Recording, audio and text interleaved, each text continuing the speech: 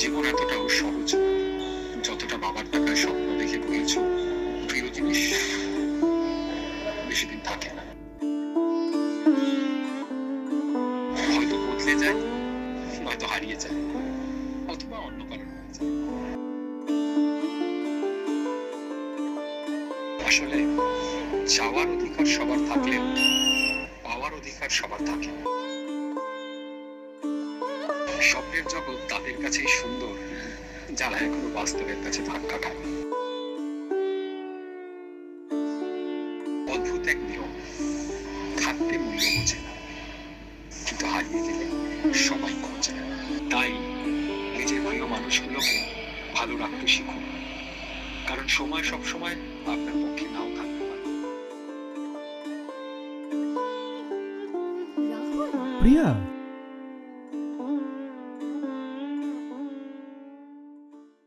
রাহুল, 8 বছর পর দেখা।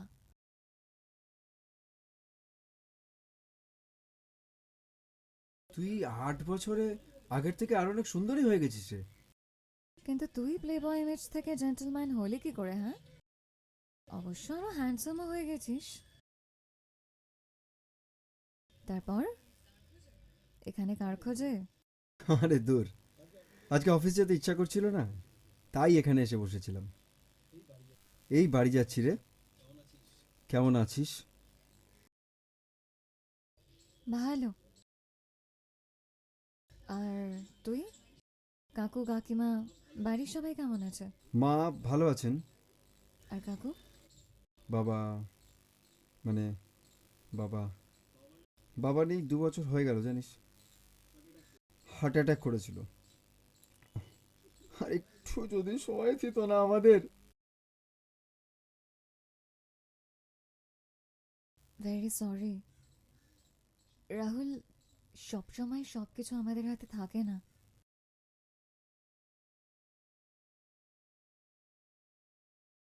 বাই দ্য ওয়ে, তুই কেমন আছিস? ভালো। চা খাবি? হুম। দাদা, 2টো চা, একটা চিনি বেশি, ঠিক তো? এখানে কোনো কাজে এসেছিলি? অকাজে। আমি এখন আর কলকাতায় থাকি না, মা বাবাকে নিয়ে দিল্লিতে শিফট করে গেছি।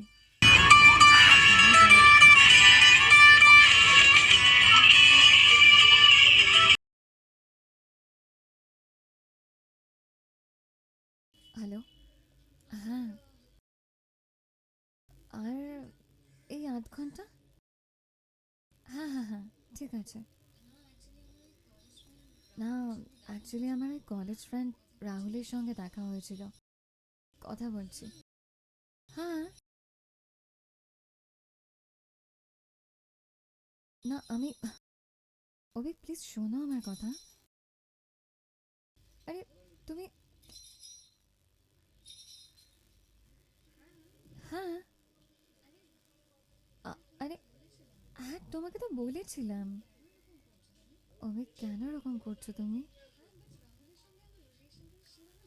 হ্যাঁ, বাট রাহুলের সঙ্গে আমার রিলেশনটা সেভাবে ওয়ার্ক করেনি, তারপর আর কন্টিনিউ হয়নি। দেখো, এই সব কথা তুমি জানো, তুমি কেন রিয়াক্ট করছো বলো তো? অভিক, প্লিজ একটু বোঝার চেষ্টা করো। কেন? অভিক, অভিক প্লিজ একটু শান্ত হও। আমার আমার কথাটা শোনো। আমি আমি বারবার তোমাকে, আচ্ছা লিসন, তুমি যখন তোমার কনফিউশন কাটিয়ে আমায় কল করতে পারবে তখন তুমি কল করো। এখন আমরা কথাটা এখানে স্টপ করি, প্লিজ।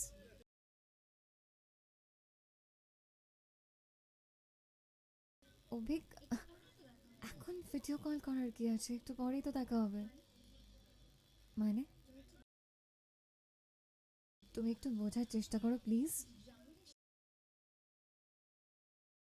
রাহুলের সঙ্গে আমার রিলেশনশিপটা সেভাবে ওয়ার্ক করেনি আর কন্টিনিউ হয়নি। আর এই সব কথা তো তুমি জানো, আমি তোমায় বলেছি। অভিক প্লিজ। আচ্ছা লিসন, তুমি যখন তোমার কনফিউশন কাটিয়ে আমায় কল করতে পারবে প্লিজ করো। এখন আমাদের কথাটা স্টপ করাই ভালো।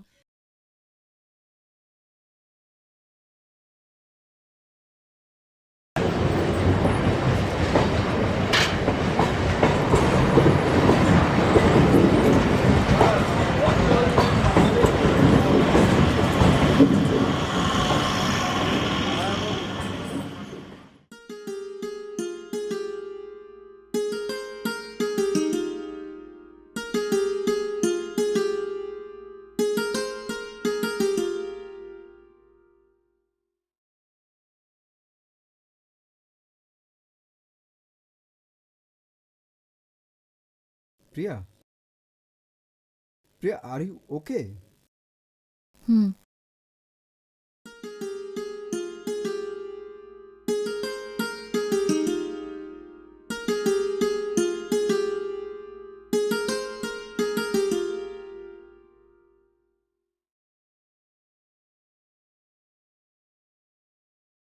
মা চেয়েছিলেন যে মায়ের গুরুদেবের কাছে আশীর্বাদ নিয়ে নিমন্ত্রণ জানিয়ে প্রথম কার্ডটা দিতে, তাই কলকাতায় আসা।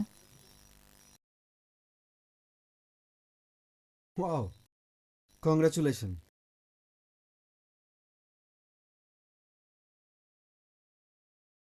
এনে চাটা ধর।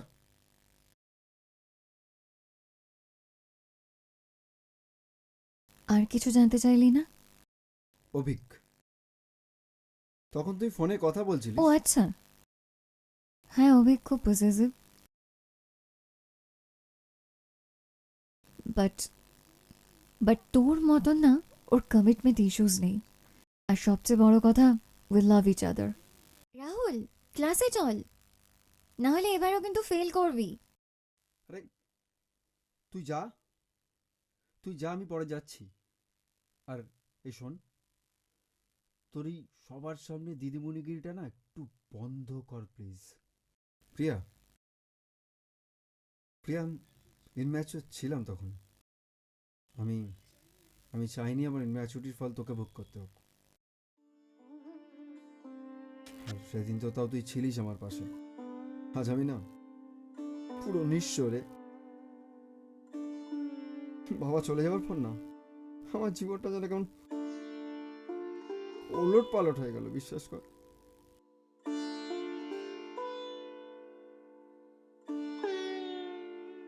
তুই ঠিক ছিলিস জানিস তো।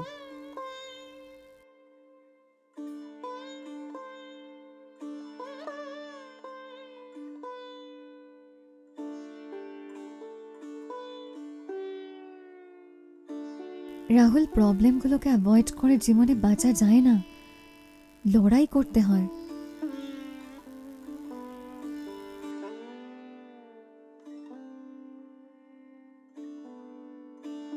তোর মতো এত মিষ্টি মেয়ে যার ভাগ্যে আছে না, সে সত্যি খুব ভাগ্যবান রে।